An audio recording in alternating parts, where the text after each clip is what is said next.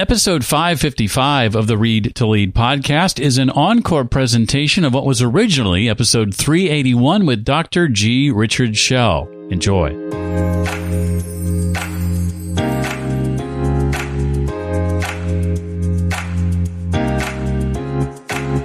When Jiminy Cricket says, let your conscience be your guide, it's not always the easiest road to take, but it often is the one that leads to the most tranquility in your life.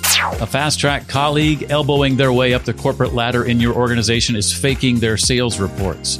Your entrepreneur boss asks you to lie to would-be investors. The team leader is a serial sexual harasser. What should you do? Nobody prepared you for this part of professional life. You face a gut-wrenching choice. Go along to get along, or risk your job by speaking up for what you know is right. Hi there, thanks for being here. I'm Jeff, and this is the Read to Lead podcast, a podcast that is dedicated to your personal and professional growth. I believe that if you desire to achieve true success in business and in life, then intentional and consistent reading has got to be a part of your overall plan. So to that end, each week I'm joined by a successful and inspiring author, and we dig into his or her book, being sure to pass along to you the key insights and main ideas from that book, as well as their insights on things like personal and professional growth, leadership, productivity, career, business, and more.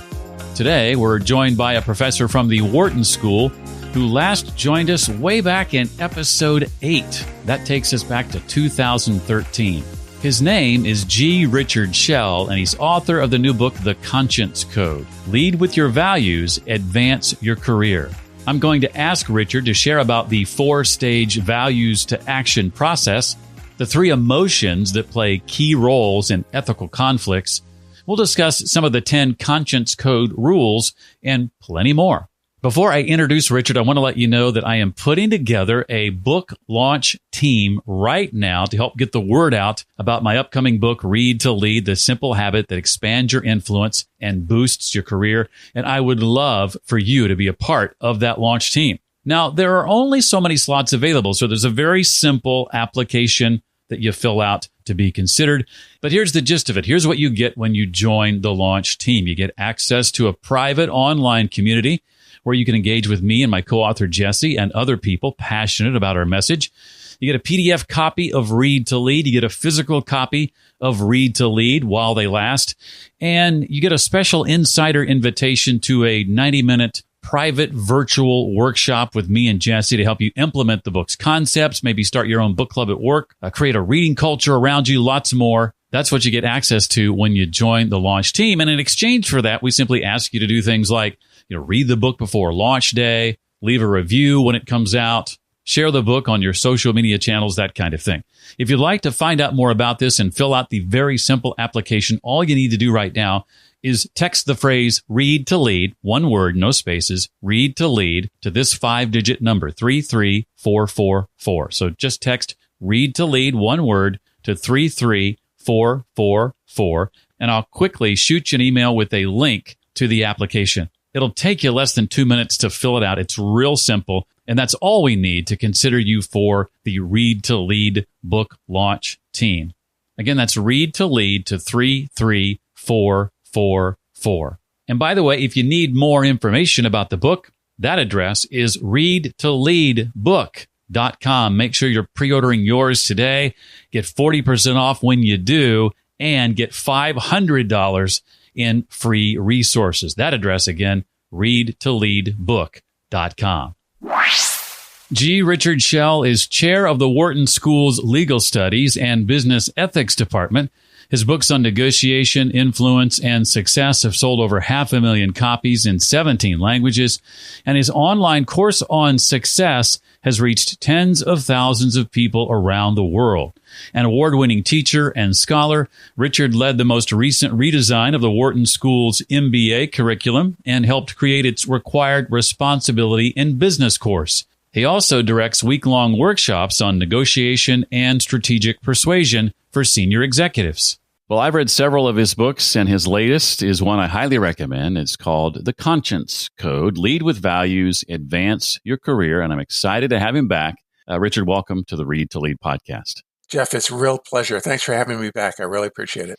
It's been a long time. Way back in 2013, I think around September about 12 episodes into the podcast, Richard made his first visit. I'll link to that interview and that book in the show notes. And it's been too long. We need to meet up more regularly than this. I guess I need to write more books. Get back on your show. Great opportunity to reconnect.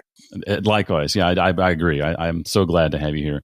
Let's first dig into what led to the writing of this book, if we can. Share some of the surprise lessons, I think, that your students taught you about some of their ethical challenges. Sure. Thanks, Jeff. Most academics write books about their research. They do the research, then they write the book. I'm unusual. I teach a course, and then I write a book. And every book I've written has come from a course that I've developed, taught, and done research for to make it compelling for students. And so this book comes from a course that I began teaching about 10 years ago called Responsibility. It's a required course for MBAs at the Wharton School. I teach it twice a year. And, that it combined two courses into one. And one course was separate on business ethics, and the other course was separate on business law. And in a redesign of the curriculum, which I happen to also lead at the Wharton School, we decided to bring these into a kind of basket where we could talk about personal responsibility instead of ethics or law.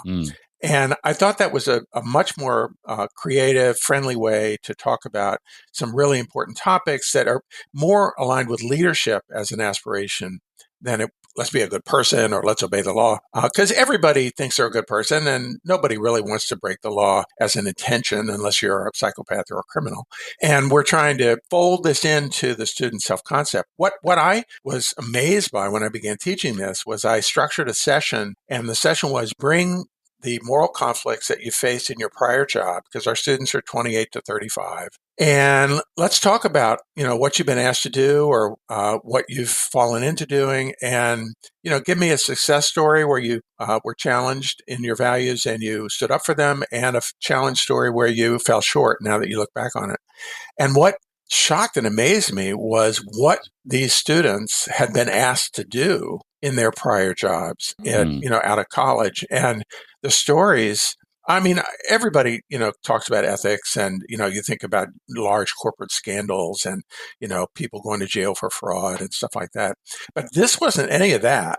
I had a couple stories of my mortgage fraud, but these were students who had been sexually assaulted by clients. They had been asked to create fraudulent websites to trick investors into investing in startups. They were people who worked in private equity who were told to backdate documents to make it appear that due diligence had been done that hadn't been done. Valuations of companies in private equity were delayed during fundraising rounds so that the new investors would see higher values in the portfolio. And as soon as the money was raised, they devalued the companies, which they knew didn't have the value that was on the book. And more interesting even than that, I thought, was that quite a number of students, I could never get a number on it, but many more than I'd ever expected, really fell into a category of people I came to call ethics refugees. They were good people, gone into their first career, found themselves in a swamp of one kind or another, whether it was a sexist swamp or a ethical swamp or a fraudulent swamp, and were using the MBA application process and the decision to go get an MBA as a sort of opportunity to get to higher ground where they could then take a new navigational waypoint on their career and try to find work that would more align with their values. Not necessarily, go to work for the, for the Global Hunger Foundation. Some people are, interested in pivoting in that way, go to a higher purpose maybe in their work.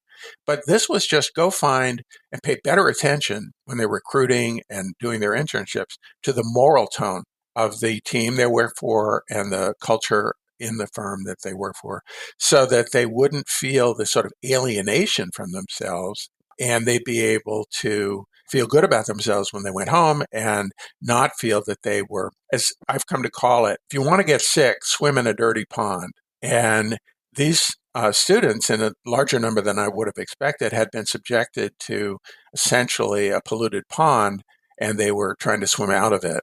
That was the shock and amazement the degree of that at the sort of middle ranks of the firm, middle lower ranks of the management firm. So they weren't scandals, they didn't show up in the paper, but they were very common. And then the need that prompted the book was a woman. This happened more than once, but most recently I was just speaking with this student who graduated about 8 years ago. And this woman had been in the fashion industry, her dream job out of college, and she had had a client at a client dinner put his hand up her skirt under the table. She had, of course, brushed it away, and then it returned. And then she got up and went to the ladies' room and came back, and it returned a third time. Wow. And then she got up and she went to the other side of the table and asked to switch seats with somebody else. Now, there was no doubt about in her mind that she wasn't going to succumb to this. It was offensive and it was a sexual assault. I mean, she was touched in a way that was inappropriate and repugnant. What she, though, then said in class was, I really didn't know what to do about it. Should I report it? This is a very important client. And so there was this sense that she lacked the sort of organizational savvy, tools, courage, I don't know what the word would be, to take it forward and to actually feel like she'd taken corrective action to stop this behavior in this person and feel better about herself for having stood up to him.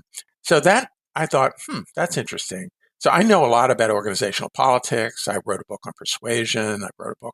I know what meaningful work looks like. That's the book you and I talked about last night.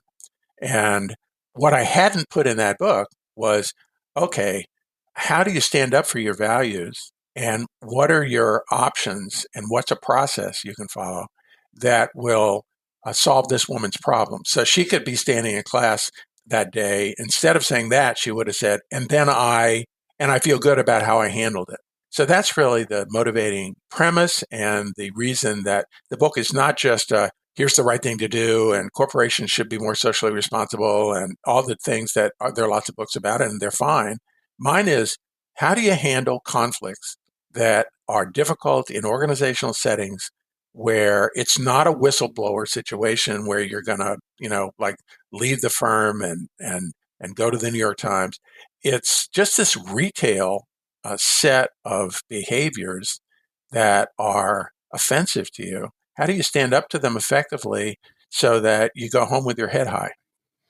The whistleblower term is the term the media is fond of using, but I like how you laid out. It's really more than about just whistleblowing, right? Absolutely. I found a term that really appeals to me, and it's actually, ironically, a whistleblower that coined it. Jeffrey Wigand was, back in the day, the guy who sort of blew the whistle on the tobacco industry. He was a scientist at one of the big tobacco companies. He was charged to create a safe cigarette. His project was killed when the firm realized that by trying to create a safe cigarette, they were admitting that they had harmful ones. And so he had a long journey and was retaliated against strongly by the tobacco industry. But he said, the term whistleblower has a kind of set of pejorative implications. It sounds like you're a snitch. It sounds like the only things that count are these huge corporate scandals or public health scandals. And he preferred a term which I endorse and put in the book called person of conscience. And we all know people of conscience in our lives. They may be a mentor that guided us early in our career. They may be a relative, a grandmother, a grandfather, someone we honor for the fact that they put their values in a high place in their priorities and they live their lives that way. Few of us know too many whistleblowers. And I think that the action in day-to-day working life is, are you a person of conscience? And then most people would say, yeah. And then the question is, okay, well, what would a person of conscience do in this situation? And that sort of calls the question of who you are and making sure your actions align with your values, and then be skillful about it. I think I'm not advocating everybody get up on top of the Empire State Building and scream, I'm offended. I'm thinking, how can you be effective at standing for your values, speaking up for your values, and taking corrective action that will work and that will not subject you to unnecessary career risk or expose you to retaliation. And I think there are a lot of ways, many of them similar to what happens when you have a disagreement about other things. Maybe it's a disagreement over strategy with a boss who's sort of an egoist. That's not a moral conflict. It's just a disagreement about what to do, and people can have reasonable differences. But you still have to have good conflict management skills, dialogue skills. You have to share perceptions of how you see it to try to find out what their perceptions are so you can see how they see it. And these conflicts over values have that character, and the same tools can be used to approach them. It's just that the stakes are higher for you and your identity as a person of conscience. Well, Richard walks us through in the book these 10 conscious code rules, and we're going to get to some of those in a moment. First, let's talk about sort of the overall framework, Richard, this 4-stage values to action process that each of these 10 fit into. Yeah, I think one of the reasons that my student had a problem with, well, what do I do, was she lacked a model in her head as to what the steps were that someone should go through to move the needle. So I've actually updated my acronym for this, and I have I came across a wonderful metaphor for how combat pilots make adjustments in aerial combat to take into account adjusting new circumstances. The concept, you can actually Wikipedia this, it's called the OODA loop, OODA loop. And a values to action process is just like that. So the first O stands for observe. So the first thing you have to do is take a note that there is a values conflict. Now, my student who had her client's hand up her dress didn't have any problem understanding there was a values conflict there. But often it's more subtle. Often something's happened at your peripheral vision and you're aware that maybe there's a misleading report going out to a client, but it's the boss managing a team next to yours. And so there's this sense of, well, is this really a values conflict? So you first have to observe that it is and recognize that. And there's some systemic biases that allow us to overlook things. There's a wonderful YouTube video called The Invisible Gorilla. And I wouldn't be surprised if you've had an author that's talked about this before in your podcast. I don't think so. I've seen the video, but I don't think anybody's talked about it before. Okay. Well, The Invisible Gorilla is some research done by some other business school professors, and they created an experiment where they had a group of students in front of an elevator bank, some group, 5 in white, dressed in white, 5 dressed in black, and they were passing a basketball around. And the job of the observer is to count the number of times that the white team catches the ball during the video. So you're focused on this white team and catching the ball. And in the middle of this, a guy dressed in a gorilla outfit comes out, stands in the middle of this group passing the basketball, pounds her chest, and then walks off the other side. And about 75% of people who are watching this video never see the gorilla because their focus is on the white team catching the ball, and they've been told, women are better than men at counting the right number. And so they're all like framed around this problem. And values conflicts can be like that. If you're focused on competitive goals, if you're focused on winning a negotiation, if you're focused on meeting your quota, whatever it is, you can simply miss the invisible gorilla of the values conflict that actually embedded in here is a great big, huge fraud on a client or a conflict of interest between you and a supplier, and you just don't see it. So observe is first. The second O is own. So now it's not just that you see there's a problem, you make it your problem. And owning an ethical or a values dilemma is the hugest step, I think, because then you're going to take responsibility for it. It's going to be your problem. And there are lots of things that keep us from owning our conflicts, one of which is you have a conflict-averse personality. And so your mind immediately kicks into rationalization mode that, well, it's above my pay grade. It's someone else's problem. Everybody does it. It's not really an issue. And so at the ownership level, we confront our own sort of impulses to avoid things. So that second step is own it. And that's where my student stopped. She didn't own this problem. She experienced it and she maneuvered around it, but she didn't own it. So then the third step, the OODA, is decide what the options are for taking action. And this could be go speak to a mentor about it and get some advice. It could be report it to HR. It could be talk to some other people in the office. Have you had this problem with this person before? And it could be, go directly to the person and share your perception that this was, improper, but you'd like to hear their point of view. Maybe they just didn't see it. They had an invisible gorilla moment too. It's surprising how often we attribute bad character to other people just because their actions fall short. But actually, their intentions weren't bad.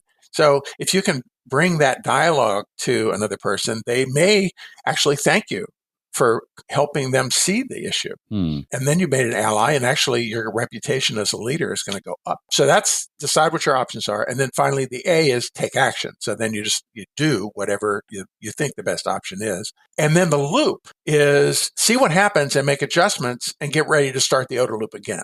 Because these office moments often have an iterative quality, and the first step may not be the last step. And so there could be the need to have a follow-up or to go with the person and talk to a third person or to have some sort of process ensue that will get more input, that will begin to change the values on the way the team operates or get some consensus around what the right way to do business is.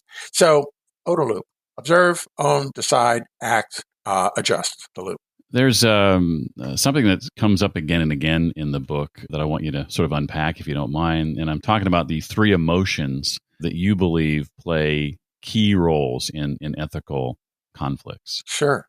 There's a kind of frame I put around this, the positive role of negative emotions in values conflicts. Negative emotions basically are things we avoid or we are upset when we have them because they're not positive. And a lot of research on how good positive emotions are. It's happiness and sense of well-being and awe. And those are wonderful things. But when it comes to value conflicts, the negative emotions are signals. And you should be attentive when these emotions come up because they're generally like little canaries in the coal mine of your conscience that's warning you, danger, danger, you might have to do something here that's going to be uncomfortable or that causes some awkwardness or a conflict. So the three emotions I talk about in the book are anger. And, anger is what bully bosses have a problem with. They have anger management classes for these people. But anger, when it's prompted by a moral violation or by a sense of injustice, is actually a creative and useful motivation to channel toward corrective action. Right. I talked about like a number of different companies recently have actually had employees rally into coalitions based on their anger at the firm's sexual harassment policy. And they've Google, they had a big walkout a day when they walked out a few years ago all over the world because high-level executive had gotten a $90 million bonus and left the firm, but was a convicted sexual harasser, and everybody knew it.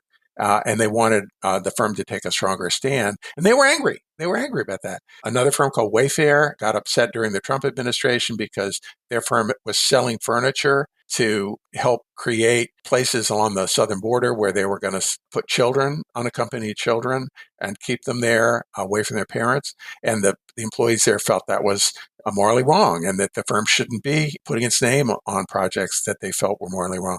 And they did a walkout too, but they were angry about it. So you don't have to have a rally because you're angry, but the anger does send a signal that your sense of justice or right and wrong has been violated, and you're angry and you'd like it to see it corrected. So channel the anger. And then the other two are guilt and shame. And, people have to go to therapy if they are compulsively feeling guilty and have trouble functioning or that they are crippled by shame or the fear of shame that they feel. But when it comes to values conflicts, if you anticipate that taking this action or failing to take this action is likely to make you feel quite guilty, or if it's revealed, might make you ashamed of yourself, then you have to weigh that in your decision calculus as to what to do and say, well, this is going to be awkward to handle this and turn to this conflict. But the pain I'm going to feel if I don't, by virtue of my conscience haunting me with guilt or my sense of shame troubling me if it's revealed that I didn't do anything, that's something that I fear even more than I fear the awkwardness of phasing into it. And so the cost-benefit analysis emotionally sometimes will tip in favor of taking action that will avoid the guilt and shame in the future. And that's why those two emotions are very powerful. Again, all of them are triggered to your conscience. When Jiminy Cricket says, let your conscience be your guide, it's not always the easiest road to take to let your conscience be your guide, but it often is the one that leads to the most tranquility in your life because you are taking actions and your conscience is clear. And so your confidence, your ability to step up next time, you've sort of reinforced the better side of your nature by virtue of having chosen the right way. Mm. Well, Richard tells some fascinating true stories in the book of how situational forces can override our values. This to me was, I mean, it can be haunting to think about. But describe what you call the pairs pressures. Sure. This was one of the most important sort of framing devices I came up with when I began to create this course on responsibility. Because I think people tend to take ethics and say, well, you're either a good person or a bad person, and good people behave ethically and bad people behave unethically. And so our problem is just how do we attack the bad people? And I'm a good person, so I know which team I'm on. And actually, all of us have within us good angels and bad angels. We all have impulses to run and hide when we're in a fearful state. We have impulses to burnish our own egos or to take credit for things or to feel important.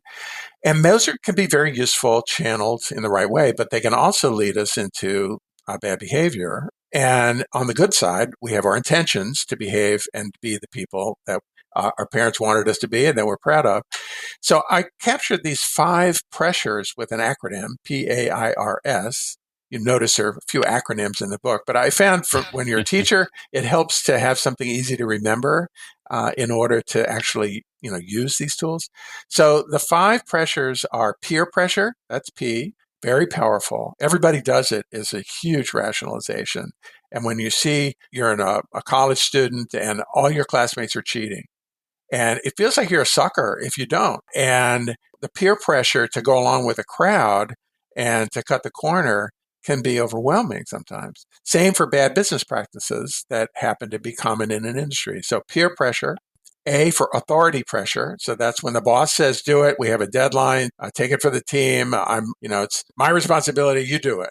And so authority pressure, very powerful. And both peer and authority pressure, really well-researched social psychological experiments to show just how good people, a lot of experiments have to do with like Nazi Germany, where otherwise good people in a functioning society were brought to be the people complicit in Hitler's Nazi Germany. How did that happen? Authority pressure, peer pressure. PAI, the pressure of incentives.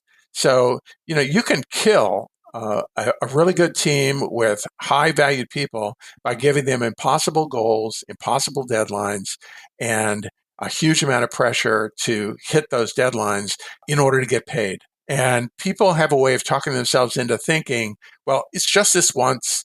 Nobody will notice. We just have to meet this quota. The power of incentives, very, very perverse. In the last couple of weeks, I was finishing up my course, and this one student told a story that was classic in this regard. They worked for a call center, and they were new at the job. And the call center had a quota, a weekly quota for completed calls. The call takes a minute. They connect with a cold call, connect with a person on the other end. They keep them on the phone for a minute. Well, this guy wasn't very good at it, and they had a whiteboard, and they put his name in red on the whiteboard in front of the whole team in the call center for not making quota. Mm. So during lunch, one of his mates came up to him and said, I can get your name off the whiteboard. And he said, well, what do I have to do? He said, well, we're all in on this. So I'll tell you, we figured a hack out. And the call center monitoring system, just has this system where they record whether the office phone has been connected with another number for a minute. So we're just calling each other on our cell phones and keeping the call going for a minute. And then we make sure we have enough to meet the quota. And then after that, we go to work. And he said, well, sounds good. So off his name came from the red board, but the incentives had created essentially a complete conspiracy to defeat the company's goals because they were shaming people with these unreasonable incentives. So that's that. Then the role you play is R. It's not your job category, not your responsibility. Keep your head down. And that can easily be a pressure to sort of minimize the values and your voice. And then finally, S is for systems. And these are large corruption kind of systems like global corruption, bribery, sexism, racism, where you experience it and you just are just overwhelmed and there's nothing I can do. It's too big a problem. And so you disable yourself by virtue of this being a systemic pressure. So those are the five, and all of them can prompt good people to do bad things. And that's really the important thing. You have to be on your guard, and you have to be able to resist these pressures and talk back to them. You mentioned a couple of times in the book one of my favorite quotes from Jim Rohn: "You are the average of the five people you spend the most time with." What's meant by the power of two and social contagion? I mean, we're social creatures. And so anytime you have a values conflict at work, you're going to experience it in a kind of social way. And one of the dangers for people of conscience is that they think they have to do it alone. And I think, again, going back to my student who'd been assaulted by the client, she approached the problem as, what do I have to do?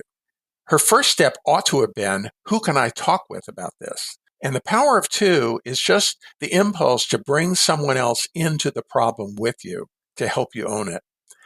Now, the first step may be talking to somebody outside the firm at home, or a friend, or calling a trusted mentor from another job. Something, just get it outside yourself so you have another voice, another set of perceptions, a counselor, a trusted partner.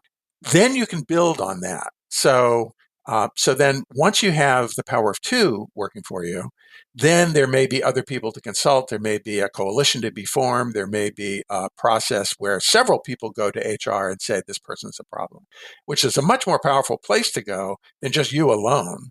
And they say, well, are you sure? And did it really happen? And here we have three people sitting and say, yes, it happened. It happened to me. It happened to me. It happened to me. So now it becomes harder to just sort of dismiss. The social contagion is how easy it is in an office for bad behavior to become the norm. Social contagion is our sort of sense as social creatures to pick up on the emotions and the signals other people are sending.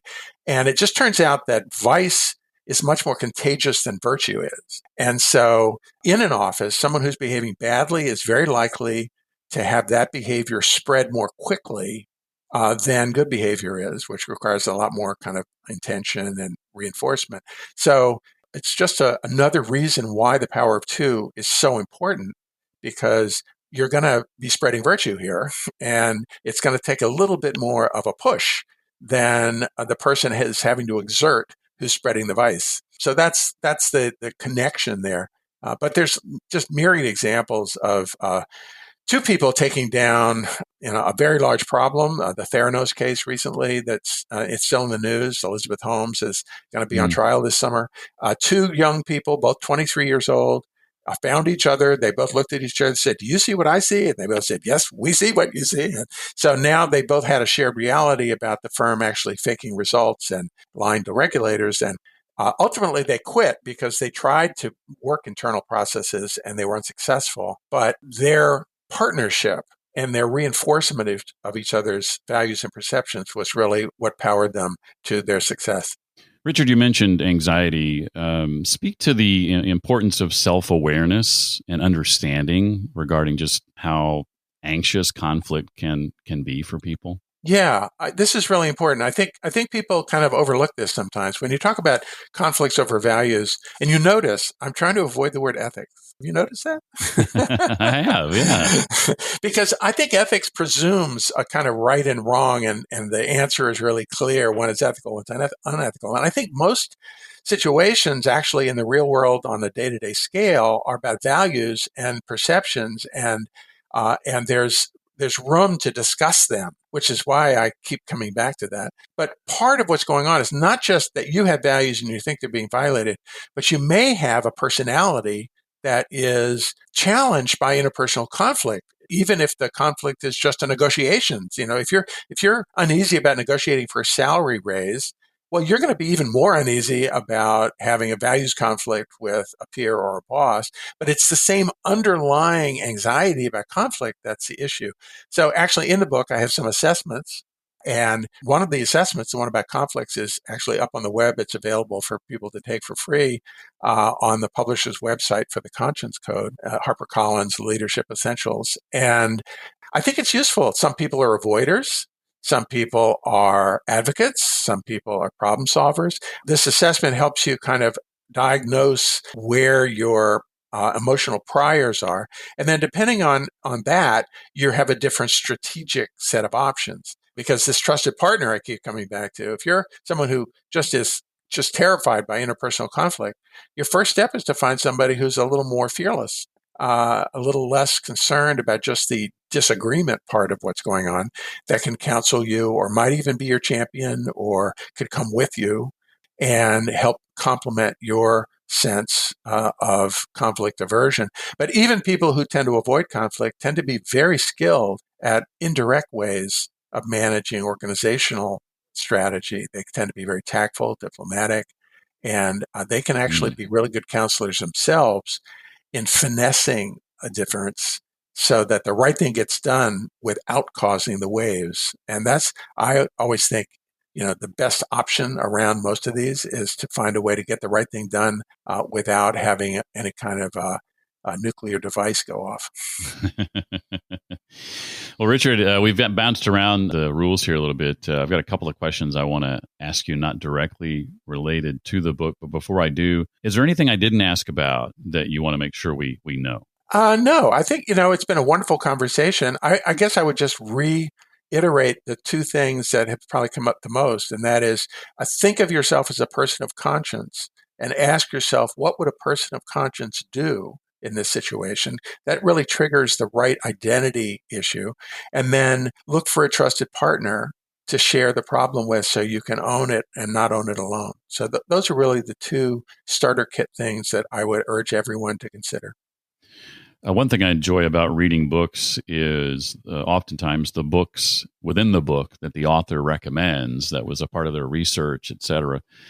Give us a bit of insight into your history, Richard, with reading and the impact that books have had on your life. How has the habit of reading with intention and consistently played a role, would you say, in your success? I'm an academic, so I chose a career where I get paid to write books and paid to read them. So, for a lover of books, come join me. I think of reading not as reading. I think of reading as spending time with the author. And it's almost like you invite them to sit down with you and share coffee. And so then the question is who you want to invite to talk with you over your coffee. And books have, you can go all the way from Aristotle to have coffee with to Adam Grant to have coffee with, my colleague at Wharton, who's a wonderful author. And so I like to think of my books as my friends. And I actually studied poetry when I was in college. I was tutored by Anthony Burgess, the novelist who wrote Clockwork Orange. Oh, wow. I wrote verse dramas under his direction based on James Joyce's short stories. So I see Shakespeare as often as possible. And I actually have a habit that I would recommend to some of your listeners because they're listening to a podcast and it may work for them. I do a lot of my reading on audiobooks because I love to hear the book. And I think a lot of books are meant to be heard in this way. So I'm an auditory person, I think, when it comes to learning. So I have a queue of books I listen to, and they're the people I spend time with. So I listen to books when I'm walking. I listen to books when I'm driving, as long as I'm in a safe place. And the people I like to spend time with range. Aristotle had three types of friends. And since books are my friends, the three types of friends are friends of pleasure, friends of utility, and friends of virtue. So for pleasure, I read Louise Penny and listen to her mysteries or to other authors that are fiction, Charles Dickens. For utility, I read people like Angela Duckworth and Adam Grant, and hopefully some people may read some of my books, which are books to help people solve problems, negotiation, influence, persuasion, success. And then they're friends of virtue. And this is where I think you ask yourself, what are the books I can read that might give me insights into how to be a better person or how to be the person I want to be? And that's where I find it's very useful to listen to Marcus Aurelius about Stoic philosophy, or to listen to Homer. And I listen to the Iliad and the Odyssey once every couple of years. There's a new translation every couple of years, so that helps. But these are the kinds of minds that had the big picture and had the whole picture. And when you sit with them and let them share while you're having your coffee, you get richer. And everything about my life has improved continuously by virtue of having the vocabulary, the ideas, the intuitions, the imaginations of these great people that have just sunk into my subconscious and enable me to speak more clearly, tell better stories, have better ideas. So reading, really important. Now, I hear from Marcus Aurelius a few times a week as I sit down every morning with the Daily Stoic from Ryan Holiday. I don't know if you check that out, but I highly recommend that. Yeah, it's a great book. Well, what would you say is ahead for you and your team that you're excited about and are able to share? First of all, no team, just me. So, some people, Adam Grant, my friend, has a social media team and a research team. It's like Malcolm Gladwell or something. But I just have a team of one, my spouse, who I've known since college when we met at a Grateful Dead concert, and she's an editor. And so everything I write, she reads and won't let out the door until she understands it. And she writes too. She's an essayist for the Wall Street Journal, and I am her harshest critic. So we make a team in that way. Now, my next project is actually another book, surprisingly. And I have an idea, people are stuck in their beliefs these days. You get people polarized and, I believe in getting vaccinated. I don't believe in getting vaccinated. I believe in UFOs. I don't believe in UFOs. I believe in QAnon. QAnon's a cult. And I want to write a book. It's going to have 10 chapters, and it's going to have 10 examples of people escaping their own beliefs. How did it come to pass that a person who was thoroughly immersed in a belief system, whatever it was, how did they escape that? And I know, because I've written about persuasion, that it's very seldom the case that someone else talked them out of it. But nevertheless, people do escape from these rabbit holes. And so I'm interested in doing 10 case studies of 10 important dimensions of belief systems that are in the culture that we have today, and just track what we can learn from how people came out of the rabbit holes that they got stuck in, and then see if there's some patterns there. Sounds like a fascinating book. I'm anticipating it already. So be sure and let me know when it comes out so we can have you back on the show again. Jeff, a threefer, that would be great. Well, this current book, again, is called The Conscience Code, Lead with Values, Advance Your Career. G. Richard Schell is his name. Look him up. You'll be glad that you did. Check this book out. And again, I'll link to his previous books, including that interview that we did several years ago. Richard, thank you so much for coming on the show again. I appreciated your insights and all you had to share today. Jeff, it's a great pleasure, and I appreciate your having me. Take care. I love that idea of categorizing your reading from pleasure to utility to virtue. Well, if you want to find out more about Richard, I've got all the details on the show notes page. I also linked to that assessment that he talked about. You can find that, the other links and resources he and I talked about, and ways to connect with Richard, all at readtoleadpodcast.com/381 for episode 381.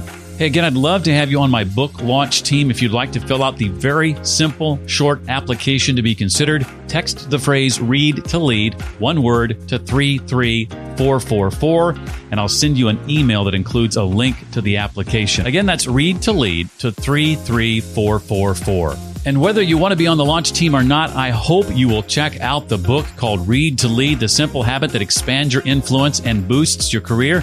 Find out all about it, get 40% off, and receive $500 in additional resources when you go to readtoleadbook.com. That's readtoleadbook.com. Well, that does it for this week. I look forward to seeing you next time. Until then, as always, remember, leaders read and readers lead.